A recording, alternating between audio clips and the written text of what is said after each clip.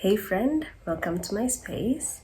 My name is Audra, and for today I want to recap the year 2024, the good, the bad, and the in between. So the year started with me talking about depression, and today we are going to be talking about effects of depression and anxiety, and this will all be from like my own personal experience. So this will be my story. I was in a state of, I was actually depressed and I was anxious at the beginning of the year. And I did a couple of live streams on here on YouTube talking about the signs of depression, the signs of anxiety, and my experience with depression and anxiety. And then shortly after that live stream, I started a candle business with my business partner. And these are the candles we were making. Our brand was called Alora Lux. Alora Lux, very, very beautiful candles. I'll show you more of the candles here. I have a few left, so I will show you. So we went on to making candles after that. And then after the candle business, we launched it. And then shortly after, I resigned from my 9 to 5 today. What's my next career move? What am I doing next? I don't know. I resigned from my 9 to 5, my employment. 9 to 5, a job I had worked for 8 years. I resigned for various reasons, and that was the very first time, for the first time in my life, I was unemployed. The first time ever, like formally unemployed. And I was scared, but at the same time, I knew I would be fine. There was a small still voice that kept telling me that I would be fine throughout the year. And it carried me through all the months, the heavy ones, the bad ones, the smooth ones, the quiet ones. It carried me through all of them. And I'm grateful for that. I couldn't be happier. And I think leaving my job, the employment, the 9 to 5, was the boldest move I have ever made, because I made it against a lot of voices which were telling me, you know what are you going to do with your life? How can you leave employment? How do you just throw 8 years of employment down the line, down the drain? 8 years of experience down the drain, just gone. What will you do with your life? How will you ever cover that gap between this time you're leaving and the next time you'll ever get employed? There was a lot of that. And before I had made the decision to leave that place, I had second guessed myself for such a long time, and I was in such a deep, sad state. In this video, I'll talk about grand things and the very, very subtle things. The subtle things that change about you when you're in a state of deep sadness, in a mental health crisis. And when I was watching this video, I'm just feeling so sad. That girl in the video is so sad. She's just so sad. I was such a sad girl for a very long time, because I kept ignoring the cues that my body was giving me, that a lot of things were not working for me. I needed to make a drastic change for my life to propel myself forward and to learn to trust myself again. So after I left employment, I started rebuilding my self-esteem, which was down the drain, my self-worth, which was nowhere to be found.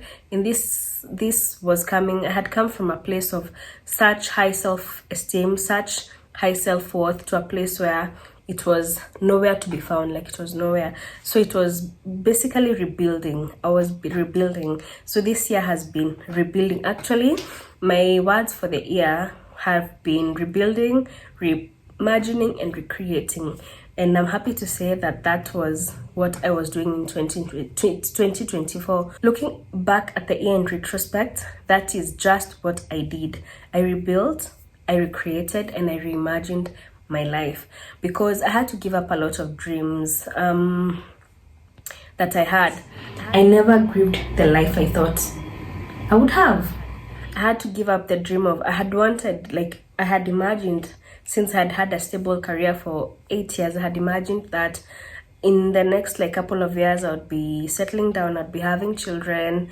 I had to give that up. And I remember writing that somewhere in my diary, and I was like, you know what, I have to reimagine my life. Right now I cannot afford to have children. And I say myself because myself, I have to be in a position, in a state, in a financial state to be able to support my own children without my partner. You understand? Like, I also have to be financially stable, not just my partner. So I had to give up that dream for a while because, and I remember grieving for the life I thought I would have and embracing the life that I was now building. I actually did grieve for a while and said goodbye to the life that I thought I would have, to the choices that I thought I would have. And yeah, and I think my relationship with children changed. I have seen it change since I gave up like the dream to have children like in the next couple of years until I'm stable. And my relationship with children nowadays is a bit different. I'm a bit detached. I think there's something that in my mind that just switched. I still love and adore children, but there's a distance between me and the children, and I can feel it. I can feel it internally. It's not something I had anticipated. It's something I noticed actually last month. But after leaving my job, I had to give up a lot of luxuries, a lot of things that I would enjoy, because I was now living off of very limited funds. And I thought I would really, really struggle. I thought that my life would really, really change like drastically. But honestly, it has changed, but not that much. Not in a leaps and bounds kind of way. Yes, it has changed. I've had to deny myself a lot, but it is what it is. I am happier. I'm the happiest I've ever been. I haven't felt anxious in months. I haven't been depressed in months. So I still say that was the biggest decision I ever made for myself. I was afraid, very afraid, and I spent a lot of time wondering, oh my God, so now I'm not employed. What am I supposed to be doing with my time? I spent a lot of time in those thoughts, wondering what I was supposed to be filling my time with, feeling guilty for not knowing what to do, feeling guilty for feeling that like I'm wasting my days. But looking back, it had to be exactly that way, because I had to learn how to be quiet and how to be still. Because when you're anxious, you don't know how to be quiet, you don't know how to be still. And that year allowed me to learn how to feel quiet with quiet, how to feel quiet with stillness. Whew.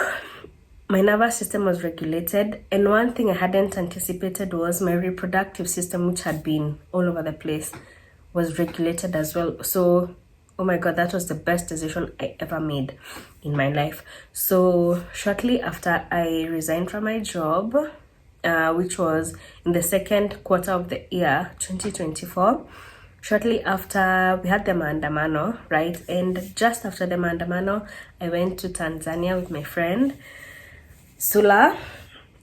I was there for a week. Tanzania is beautiful, very beautiful place, beautiful people. It's almost the same but different from Kenya. There's something that's very different about it. So I had a great time in Tanzania. Then I came back, and for the first time ever, I was an adjudicator. I want to say an adjudicator because that's that's what it was. Today is Sunday, the 14th of July 2024, and we are at Kiago the Boys.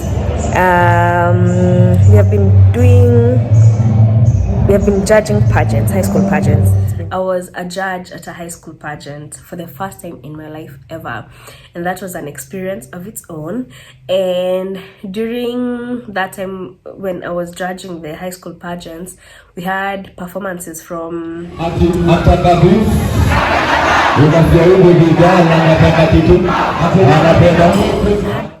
great time. I had a great time doing that. Then came back, dove into work again, like shooting Tahidi. And then shortly after Tahidi was done, I went on a trip with Wambo. Hi, Wambo. Hi. How you doing? Fine, I'm very good. Thank you. We went to Coast. That was the best trip I have had yet. It was I want to say a bit of it was amazing. It was everything I never expected and more. It was just amazing. It was friendship, it was laughter, it was kindness, it was warmth, it was even from the people around, not just from Wambo. It was just amazing. It was just beautiful. It's not what I had expected, because I go into things without having expectations, because I want to immerse myself fully in the experience. So I went into it not knowing what to expect. Actually, the whole time we were planning the trip, I was afraid, because the tour company we were using, I have never used it before. So obviously we were afraid of being defrauded. But it was everything we had hoped for and more. It was just beautiful, beautiful, beautiful. Then I came back with a henna tattoo that ended up giving me an allergic reaction, which cleared actually just last month. And then actually just after, like right before the trip, we wound up the candle business, Alora Lux. We had a good run. It was a great partnership. We had an amazing time creating these candles. It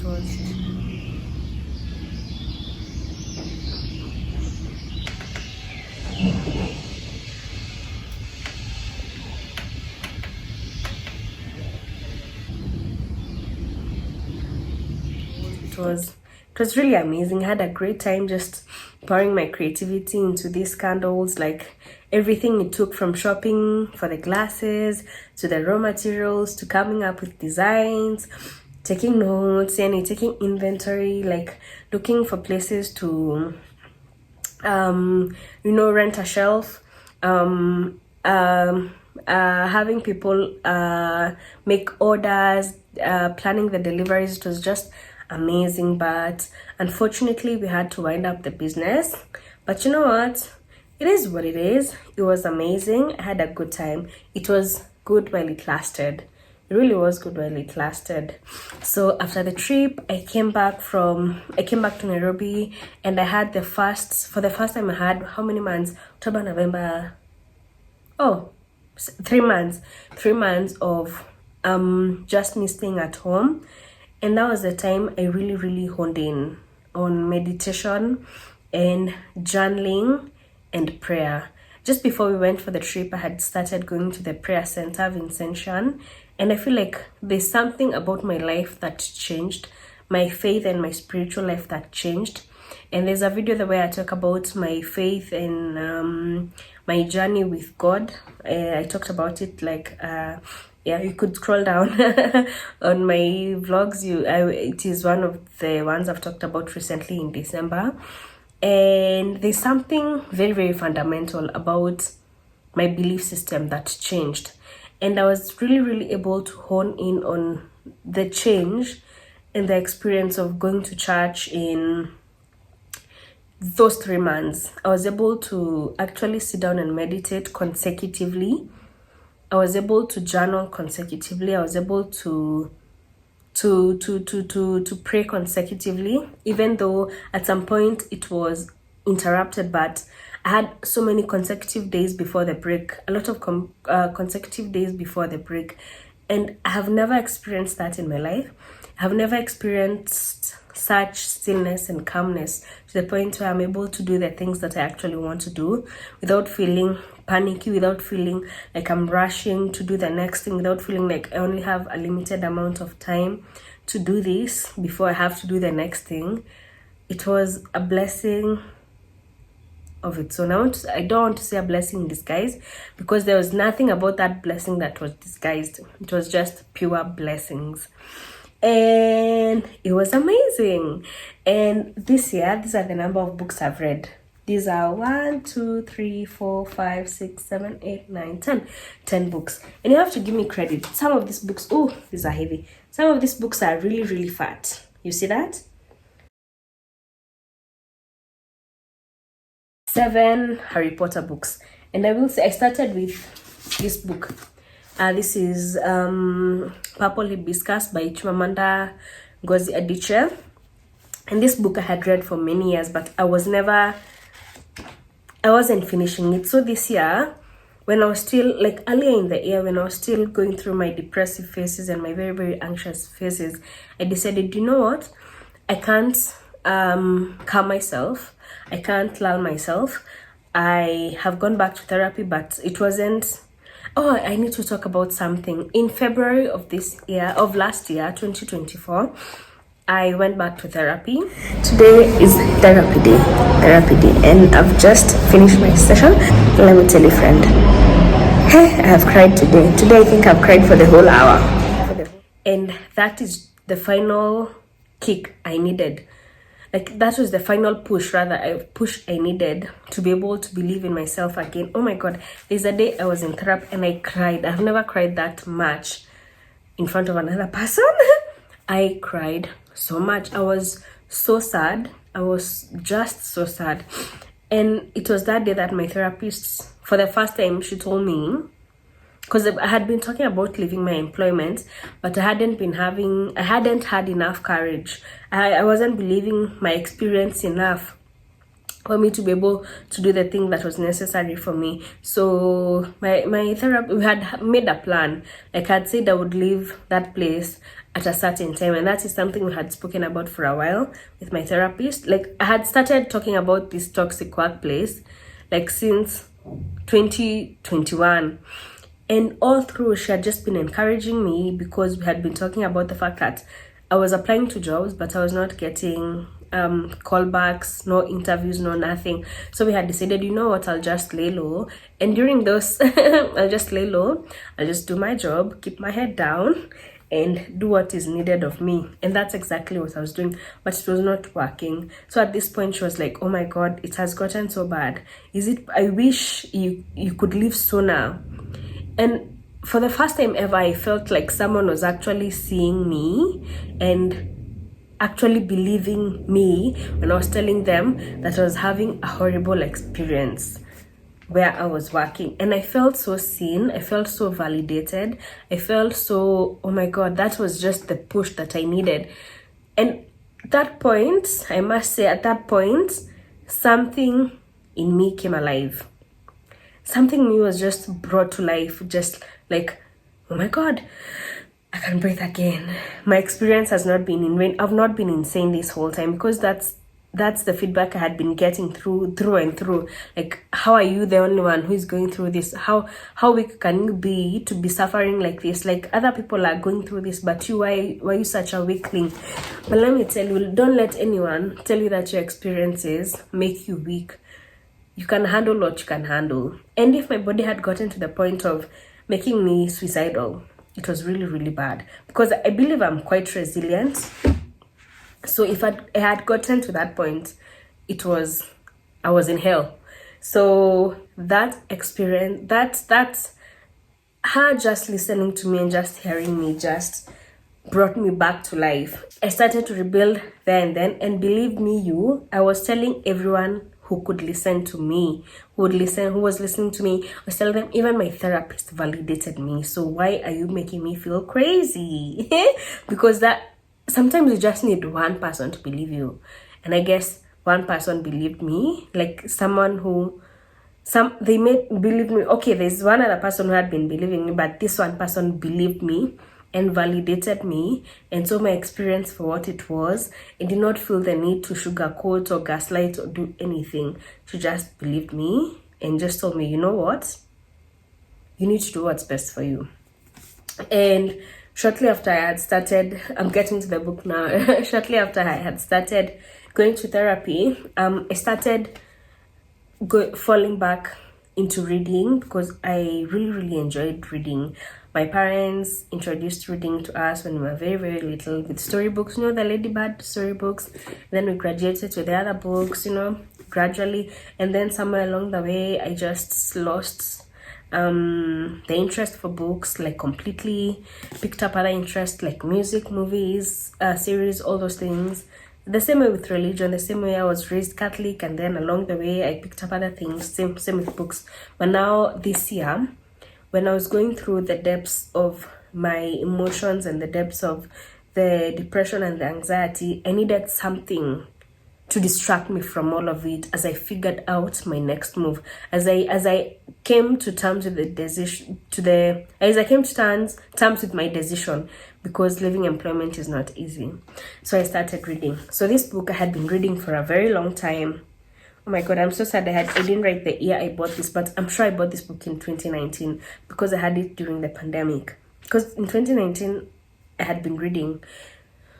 So I bought this book in 2019. I must have started reading during the pandemic, and then I didn't finish it. And then I picked it up this year and I finished it finally, and I'm glad I did. I'm not sure about it. It was a good book, but I don't know. I didn't here it says grips the reader from start to finish. I could not put it down. I can't say that was my experience, but it was a good book. It was definitely a good read. I felt like something was anticlimactic about it. So that's how I felt. Genuine review. And then after this, I started reading these books by Joan Thatia. So I started with Confessions of Nairobi Men, which shocked me. Men are going through things. Men are going through things that they don't talk about, that they will never talk about. So this is what I got into next. It was a sad book. It is a very, very sad book. Very sad book. And I finished it in less than a week. Then I read The Confessions of Nairobi Women, book 1.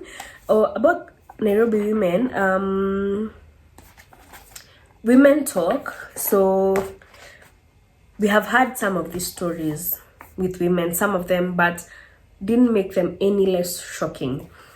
So I read those. And then I got into the Harry Potter series and finished all 7 books. These are a page turner. I started with this one. I read them in the order that they were written. So Harry Potter and the Philosopher's Stone or the Sorcerer's Stone, I read them in the order that they were written. And oh my god, this has been the greatest experience of my life. Reading these books has been the greatest experience of my life. And no, I'm not exaggerating in any way, shape, or form. It has been the greatest pleasure of my life, I must say. The greatest experience of my life. These books consumed the second half of my year. And I have no regrets. If they weren't so fresh in my mind, I'd pick this book up again and I would start reading it. But they're still very fresh in my head. So I loved this series and it kept me going, kept me sane, kept me like, it gave me something to look forward to each and every day during these spaces where I didn't know what to do with my time, where I didn't know what to do with my talents, with my gifts, with myself. I did not know, but I knew something I can read. When I'm done meditating, when I'm done praying, when I'm done journaling, I've cooked, I've cleaned, I can read. I have something to look forward to. So these have kept me together. I will tell you that. They have kept me together throughout 2024. They kept me together. I'm really, really happy about these purchases. And I have more books that I bought. But I've shown you those. I don't feel like I should show you those because those will fall into the 2025 reads. These are the 2024 reads. This is what I have read.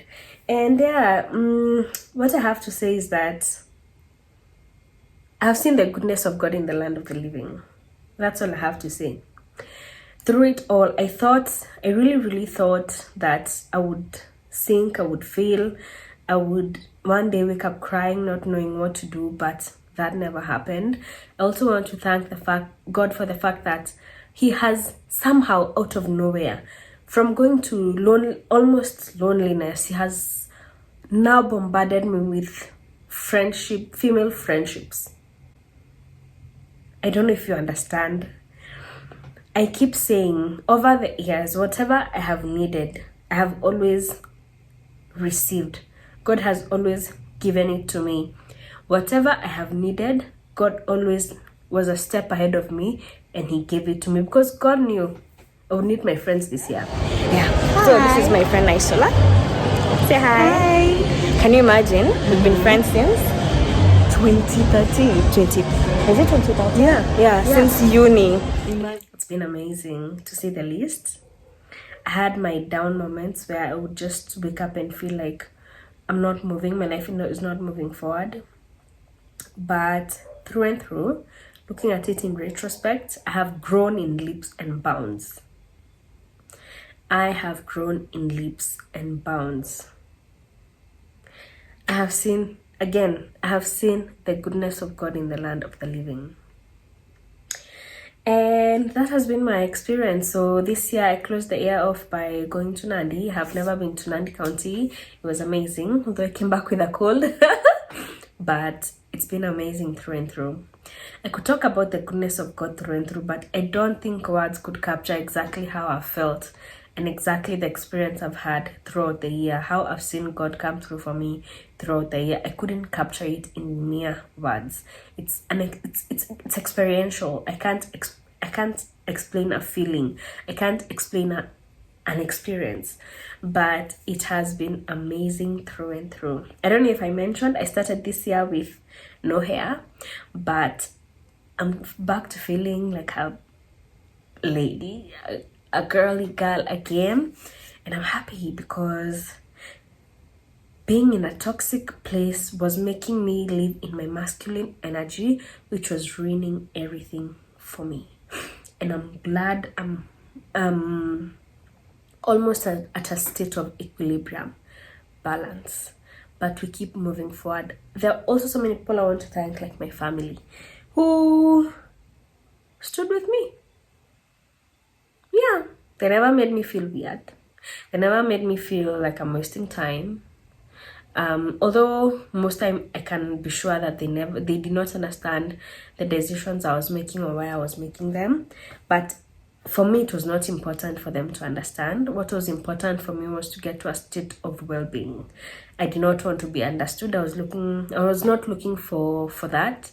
I was not looking for that validation that I made the right decision. I knew I made the right decision.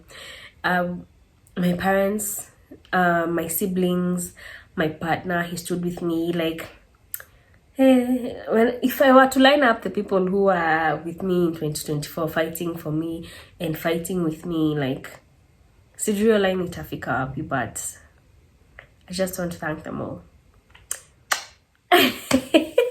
So feel thanked. Yeah, so that has been my year in 28 minutes or 27 minutes. Has been my year in many words, and not enough of an explanation to explain the amount of joy and gratitude I feel right now.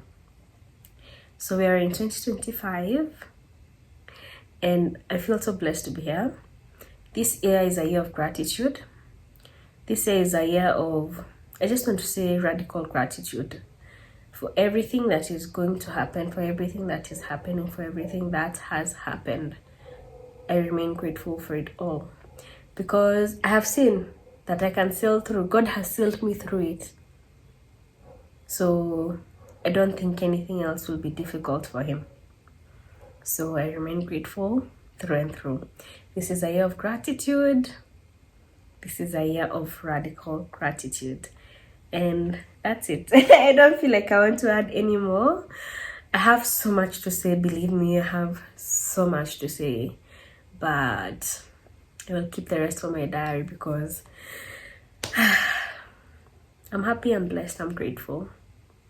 Thank you for being here. Oh, I haven't even talked about my growth on here. Like, oh my God. The community has grown so much. So much.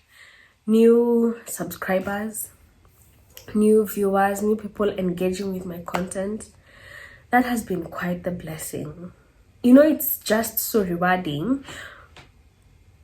Excuse me. When the thing you enjoy doing the most is recognized and people enjoy it, that is just so rewarding. That has been a reward on its own, and that has kept me going. Like, doing content, it has really kept me going every day. Like, every day I come on here, and hata kama ni stories za jaba nakuja kuwapea hapa, you have listened. Even if it's advice from nowhere, you have listened. Like, you have sailed with me through the phases of my days and of the weeks and months. You have been here. That is not a small feat. the work of my hands is being received well, and I want to lead this year with positivity and gratitude, and that's it. I'm not going to add any more, I promise. That's it. That's it. So thank you very much for being here through and through. I just want to thank you for being here. If you're a new subscriber, if this is the first time interacting with me, thank you so much for being here. You're the reason I do it. Honestly, you're the reason I do it. Apart from my own selfish reasons, I've also realized I like to teach. I like to pass on information that I know. Apart from those selfish reasons, which are about also making people better and teaching people new things. Thank you. I do it for you. You are the reason I do it. Thank you for coming back every time, over and over again. Everyone who has interacted with my content and just genuinely liked it or shared or even just watched to the end. Thank you. Thank you for making my days, for giving me something to look forward to. I feel like that's what life's about, like waking up and having something to look forward to. Yeah, so for real, now I'm done. Thank you so much for being here. I'm so grateful for you. I'm really grateful for you. So let us have a blessed 2025, a year of gratitude, because we have seen the goodness of God in the land of the living, and we'll continue to see the goodness of God in the land of the living. And that's on period. I'll see you in the next one.